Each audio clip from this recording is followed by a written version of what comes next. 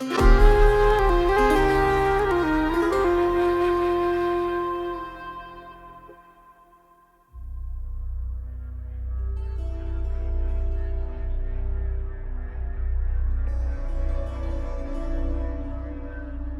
guys, I have spent the last half an hour recording 3 videos on the Passover, and the more I was trying to almost condense it, the more I realized this is probably not a single presentation.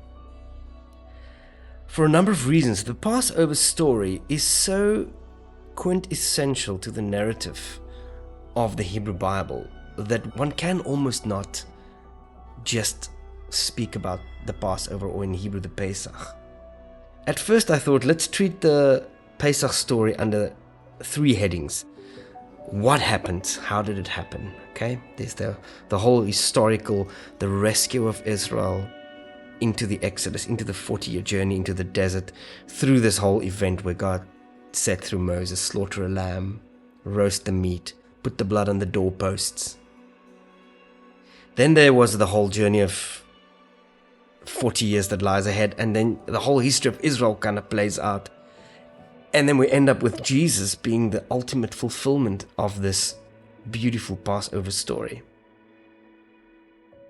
And if you dig into the detail and you try to treat the how, or discuss the how and the what, and then you move on to discussing the when, the timeline, and then go on to discuss the almost more metaphysical truth, the why of Pesach, it ends up being such a convoluted, such a dense story that it just becomes overwhelming.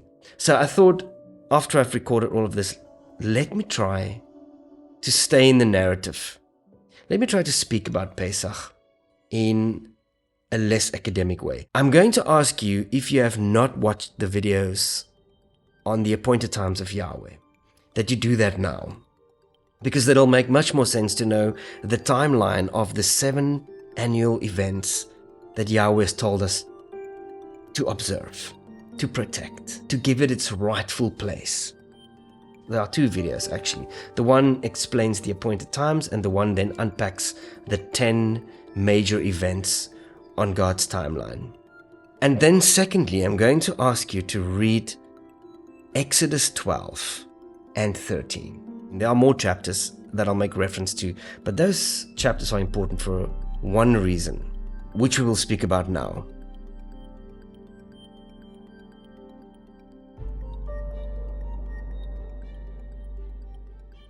Okay, I trust you've watched the other videos and you're back now and you've read Exodus 12 and Exodus 13. It is filled to the brim with profound details.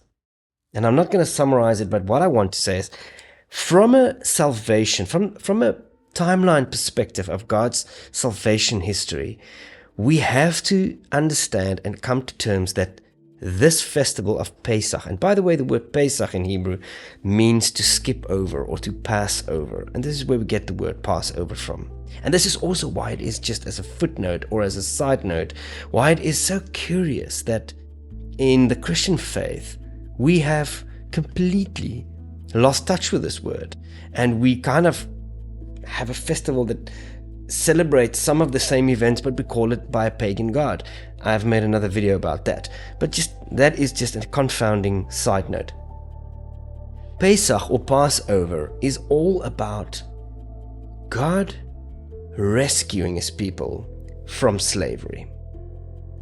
But more so, it is about God's initiative to rescue his people from slavery, but calling us to work with him, calling us into obedience. Remember the Passover story, if you look at the detail, that's not only the slaughtering of a lamb and putting of blood on doorposts and lintels. That is not the only detail. God tells the people to bring an unblemished, a perfect 1-year-old lamb into the household. And then for 4 days, it was expected of them to observe, to inspect this lamb, to see if there was any defect, if there was anything wrong.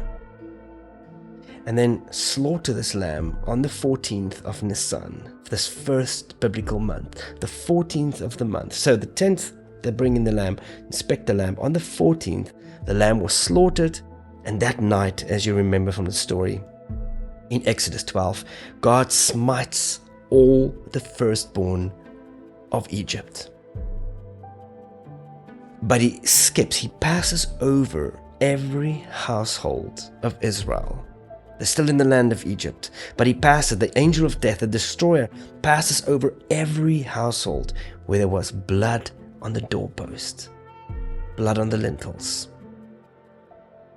And we don't have the time to go into all the incredible detail of what happens there, because I don't think any of the detail in Scripture is just there by chance.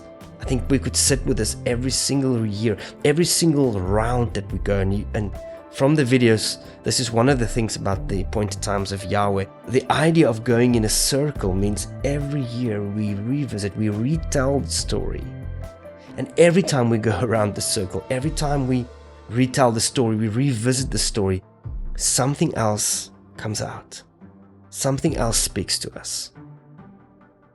Bear that in mind. This time around, maybe this is the first time that you speak about, or the first time that you hear an account of Passover. Next time around, there'll be more detail. There'll be something different. But for now, what is important is this story of God rescuing his people from the clutches of Pharaoh and taking them into the desert, where they become eyewitnesses to Yahweh's destruction of Pharaoh. And the whole concept of salvation becomes born there. Exodus 15 verse 2, where Moses and the assembly of Israel at the Red Sea, after God takes them through the ocean and kills Pharaoh and all the chariots and wastes everybody right in front of their eyes, that is when Moses speaks up and say, today Yahweh has become my strength and my song. He has become my salvation. We'll get round to that. But now fast forward 2,000 years. Jesus of Nazareth, Yeshua of Nazareth, enters the city, and the scholars calculate that it's the 10th of Nisan. He comes into the city, and for 4 days he hangs around the temple. A final chance for the elders, the scribes, the leaders of Israel to inspect this man. And as you know, he gets caught after a Pesach meal. He gets caught by the Jewish authorities in the Garden of Gethsemane. And the next day, he goes on trial before Pontius Pilate, and you know the story. Pontius Pilate washes his hand just before he makes the final verdict, and he says, I can find no mistake with this guy. I can find nothing wrong with him. This lamb is perfect. And then you know how the story plays out. They cry, crucify him. And in an incredibly difficult but profound analogy, Jesus becomes the Passover lamb that gets slaughtered with all the lambs in Israel on the Pesach festival. And as he crosses over the brook of Kidron between Gethsemane and the Temple Mount, where the blood of animals would have been running down as the slaughtering was taking place at the temple, Jesus knew this was the last time that the blood of goats and bulls was trying to cleanse the nation. The following day, he would be killed, and his blood would be the blood on the proverbial doorposts and lintels of everyone that would be willing to acknowledge that. And in that confounding analogy of God rescuing his people out of Egypt, out of slavery, it becomes the perfect fulfillment when Jesus dies on a cross and his blood becomes the blood of the only perfect lamb. Is it an easy story? Not by any chance. Not in a million years is this an easy story to understand. In fact, the writers of the New Testament refers to this figure, this Yeshua. By the way, the word Yeshua means salvation. He becomes the fulfillment. He becomes essentially the Pesach lamb. His blood becomes that which makes death skip over. And as you know, Jesus rises up from the dead on the Feast of First Fruits, becoming the first one to get resurrected from death, resurrected from Sheol, to be the first one of many to be resurrected. The Feast of Pesach is in fact a 3 festival in one. We have the 14th of Nisan as the actual day of Pesach. Then on the 15th of Nisan, for 7 days, it's called the Feast of Unleavened Bread. And right in the middle there, around the 17th, we have the Feast of First Fruits. And these 3 events in one is known as the spring festivals, or the spring events. But within those 3 festivals, I think God makes a profound statement that He is against slavery. And remember, slavery for you and I are not just we're slaves of money, we're slaves of the system. We are slaves of our inability to rescue ourselves. We are slaves of our inability to actually obey Yahweh. We are slaves of our inability to conquer sin without God's interference, without God jumping in and helping us. He knows that. So the metaphor of His own people living in Egypt for 430 years and groaning and moaning and becoming all the more burdened by this figure called Pharaoh.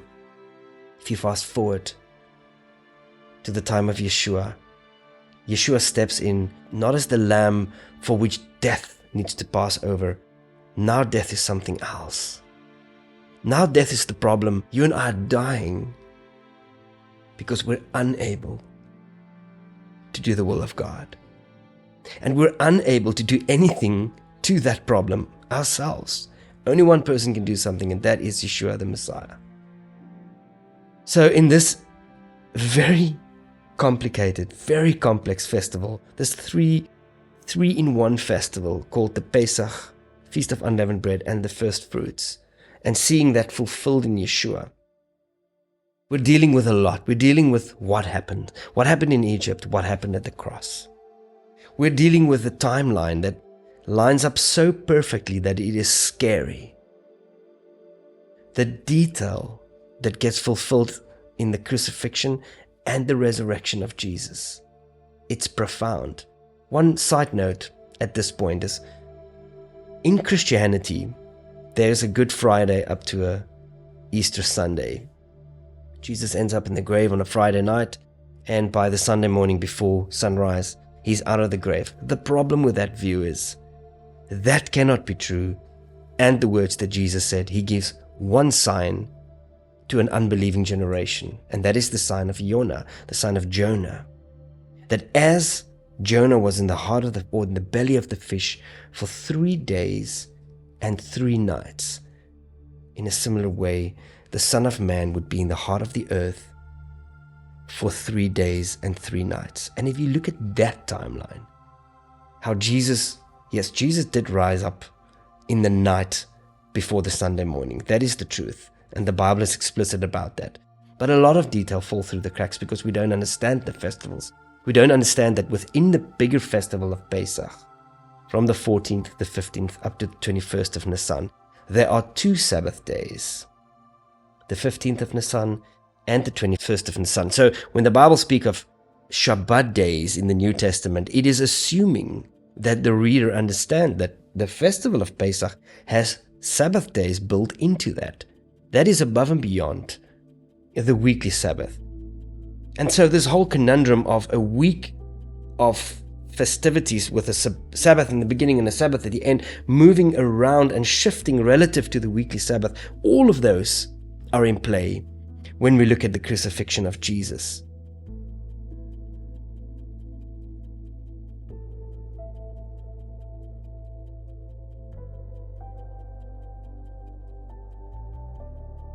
But when you look at when Jesus was crucified and how he spent 3 full days and 3 full nights in the grave, and in the morning, on the Sunday morning, on the first day of the week, the Bible is explicit about that. The first day of the week is always a Sunday morning. Jesus was out. So I think in the next video, we will draw a timeline to see how the events in Egypt lines up with the events at Jesus' crucifixion and his resurrection. And then we will start to say, or start to unpack, what happened and why did it happen? What is the analogy exactly between Israel being rescued out of the clutches of Pharaoh and Jesus rescuing his people from sin? You see, 3,000 years ago, Moses said to Pharaoh, or actually Yahweh said to Pharaoh through Moses, "Let my people go." And ever since that day, Yeshua is saying to sin, "Let my people go." Until next time.